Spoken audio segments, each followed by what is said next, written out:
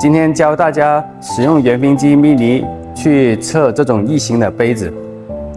首先，我们找到一个合适的这个夹具，合适杯口的夹具。然后我们把我们的这个夹具调整到一个水平的状态。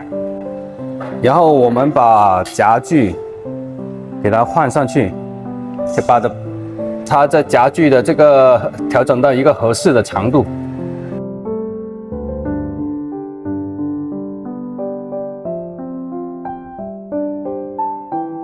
然后我们找到这个卡尺，去测量一下我们杯子的最大直径的地方。